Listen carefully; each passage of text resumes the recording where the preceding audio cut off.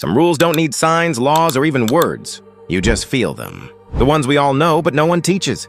The kind of rules that shape who you are. Silently. Today, we're diving into 8 of the most important unwritten rules of life. And trust me, once you notice them, you'll start seeing the world a little differently. Number 1, the venting rule. Ever had someone pour their heart out to you, and your first instinct is to fix it? You say, you should do this, or at least it's not as bad as... But here's the thing. Most people don't vent to be saved. They vent to be heard. When someone's struggling, they don't need advice. They need a witness to their pain. They need a safe space where they're not being judged or corrected or outsmarted by logic. The venting rule is simple. When someone opens up, be quiet. Be present. Be kind. Just say, that sounds hard. I'm here for you. It's not about fixing the broken pieces. Sometimes, the most healing thing is sitting with someone in the mess and saying, you're not alone. Because the minute you try to solve their problem, you're taking away their moment to feel. And emotions that don't get felt, they don't go away. They just get buried. Let people feel. Let them cry. Let them speak. That's real help. Number 2, the middle seat rule. Okay, this one's simple, but it tells a lot about respect. If you're flying on a plane, sitting in the middle seat means one thing.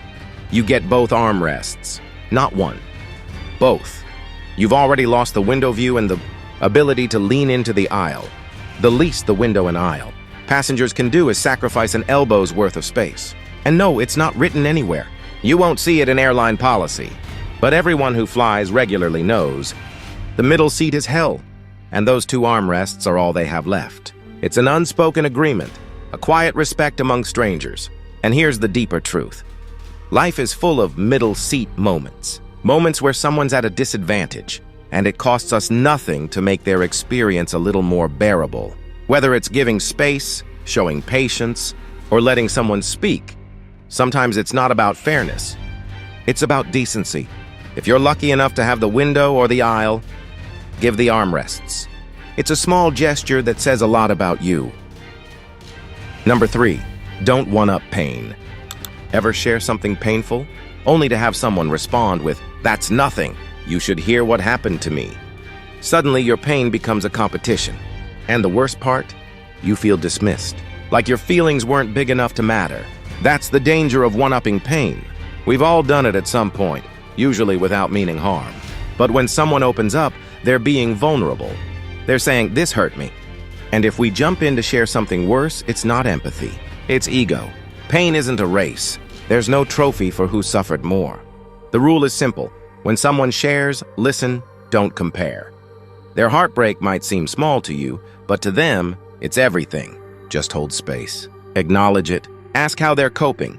There's power in being the person who doesn't interrupt pain, but honors it. And here's a secret. When people feel heard, they heal faster. Let pain be pain. Let people be seen. That's how connection grows.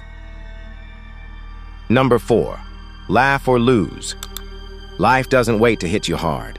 It shows up with chaos, bad timing, and 0 apologies. And in those moments, you really have 2 choices, laugh or lose. Now, I'm not saying laugh at pain or pretend everything's fine. I'm saying humor is survival. The people who can find a smirk in the mess, a joke in the silence, a laugh between the tears, they bend, but they don't break. Because humor isn't a weakness, it's resilience. It's the brain saying, this sucks, but I'm still here, and I'm gonna find something to smile about, even if it's small. Ever notice how people in the darkest jobs, nurses, firefighters, teachers, have the best sense of humor? That's not by accident. They've learned that laughter is a pressure release. It doesn't erase the pain, but it makes the weight easier to carry. So laugh, often, loudly, even in the storm. Because if you don't find moments to laugh, you lose them. And sometimes those small laughs, they're the only light we get. Number 5, don't hate them. It's easy to hate someone who hurt you. Anger gives you power. It makes you feel like you're in control again. But hate is a heavy bag to carry, and over time, it weighs on you more than them. Here's the thing, letting go doesn't mean they were right. It doesn't mean what they did was okay. It means you're done giving them space in your head. You're choosing peace over poison. When you hate someone, you think about them constantly. Replay arguments, rebuild scenarios. That mental loop, that's your energy, your joy, your time, all spent on someone who's already done enough damage. So don't hate them. Learn from them. See the red flags. Understand your boundaries. Then move forward, not with revenge, but with wisdom. Hating them keeps you in the past. Letting go moves you into your future. And that's the best closure you'll ever get. Number 6, spot the quiet one. In a loud room, the quietest person usually sees the most. They're not disengaged, they're observing, processing. And often, they're the smartest voice in the room, the one that doesn't need volume to be powerful. Spotting the quiet one is a skill, because the loudest people get attention. The bold get praised, but the quiet ones, they're the calm in chaos, the anchor in noise.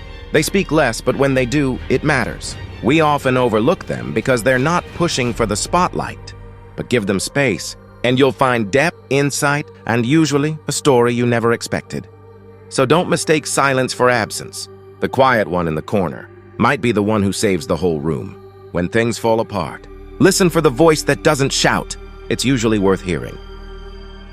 Number 7, kind versus kinder. Being kind is expected. Holding the door, saying thank you, offering a smile, that's baseline humanity. But being kinder? That's going one step further. It's giving without being asked. Checking in on someone after everyone else forgets. It's paying attention to what someone didn't say. Kind is polite. Kinder is intentional. It's noticing the quiet sadness in someone's eyes and saying, "Hey, are you really okay?" It's not just helping someone up, and it's walking them home. And the world doesn't need more polite people. It needs more present ones. You don't need money or power to be kinder. You just need awareness. To look up, pay attention, and act with empathy. Kindness gets you through the door. Being kinder, that's what makes people remember you. And sometimes, what saves someone's day or their life. Number 8, terrible timing. Life doesn't check your schedule. It throws things at you when you're broke, heartbroken, or hanging on by a thread. Opportunities come when you're exhausted. Breakups when you least expect it. Loss when you finally felt stable. That's terrible timing, and it's real. You'll want to scream, "Why now? Why me? Can't I get a break?" But here's the secret. How you respond in those moments shapes everything. You don't get to control the timing, but you do control the story you write after it. Sometimes the best things come from the worst timing. You learn to adapt. You grow resilience. You realize what you're made of. It sucks, deeply. But the people who rise in terrible timing, they're the ones who write the stories we admire. So when the timing is awful, the odds are unfair, and you're at your lowest.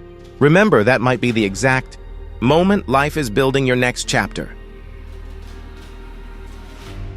These 8 rules won't show up in textbooks or manuals, but they shape your relationships, your character, your life. So I ask you, which of these hit home for you today? Drop a comment, share your own unwritten rule, and most importantly, live by the ones that matter.